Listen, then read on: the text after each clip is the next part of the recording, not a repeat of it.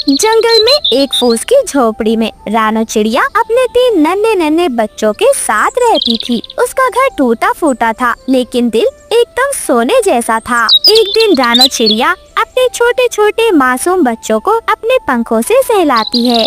मेरे राज दुलारो, मेरी आँखों के तारो, देखो आज फिर कुछ खाने को नहीं है, पर आप हिम्मत मत हारो। मैं हूँ ना, माँ अपने बच्चों को कभी भूखा नहीं सुला सकती। मैं जरूर कुछ लाऊंगी बच्चों, बस थोड़ा और सब्र करो।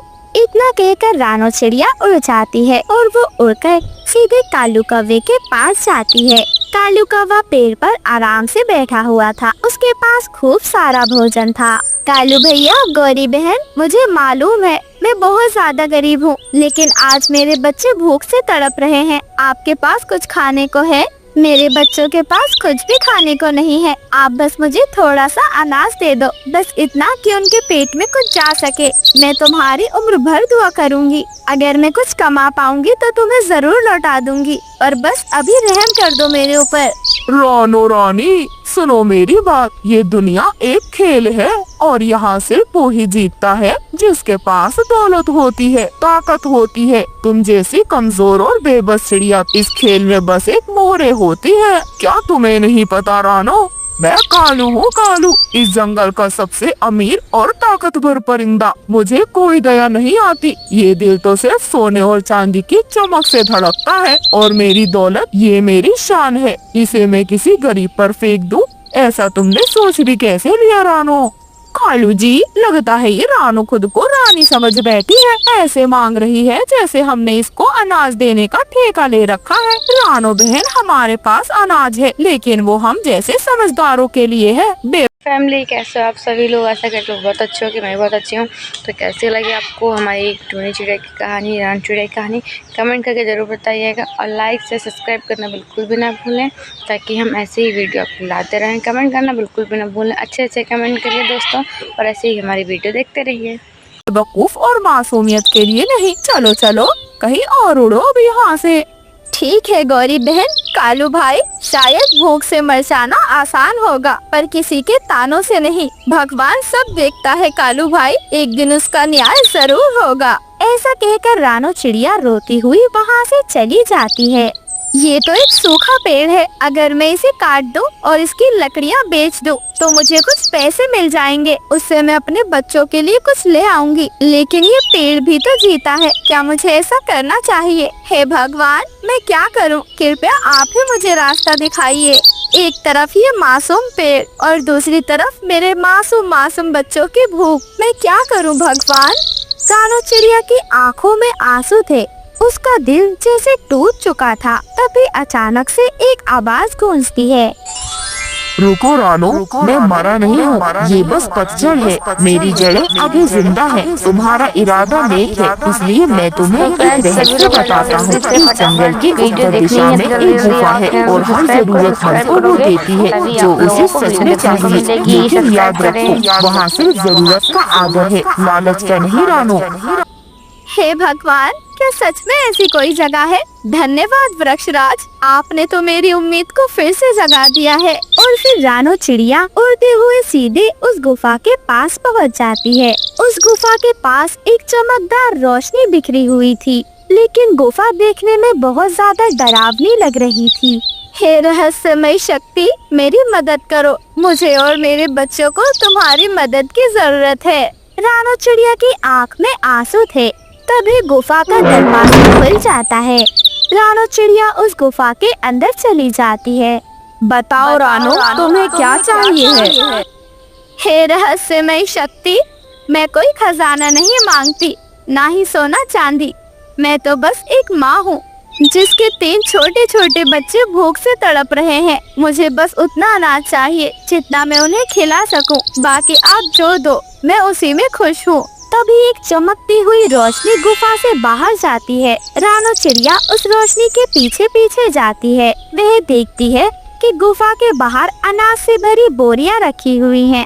खूब सारे दाने और भोजन रखा था। ये सब देखकर रानो चिड़िया का दिल भर आता है। उसके आँख से आंसू नहीं रुक रहे थे। धन्यवाद, मैं वादा करती हूँ कभी लालच नहीं करूँगी, सिर्फ बच्चों का पेट भरने जितना ही मांगूंगी। कालू कौवा जो रानो चिड़िया का पीछा करते हुए वहाँ तक आया था। अरे बाबा, ये सब्सक्राइब तो करना ना राज है भूलें प्यारे राज। दोस्तों, अरे तो काली प्लीज रानो, सब्सक्राइब तू करिए, तो बड़ी सपोर्ट करिए। होशियार निकली। सब्सक्राइब किए बिना लेकिन कोई अब नहीं तो जाएगा, देख सभी रानो, लोगों को ये सब्सक्राइब कालू क्या करना है। करता है। अब इस जंगल का बादशाह मैं बनूंगा, कालू कौवा।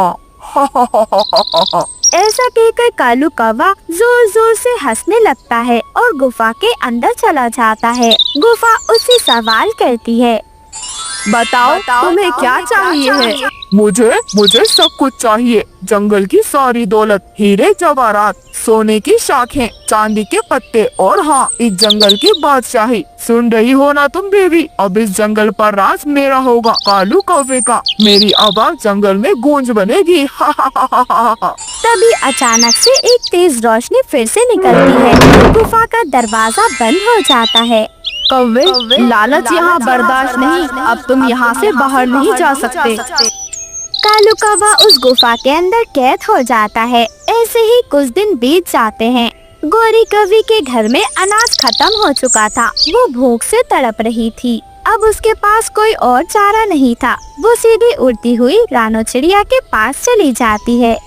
रानो, मैं जानती हूँ कि मैंने तुम्हारा बहुत अपमान किया है, तुम्हें ताने दिए, तुमसे मुंह मोड़ा, लेकिन अब जब भूख ने मुझे घेर लिया तब समझ आया कि दिल का बड़ा होना क्या होता है। क्या तुम मेरी मदद करोगी रानो?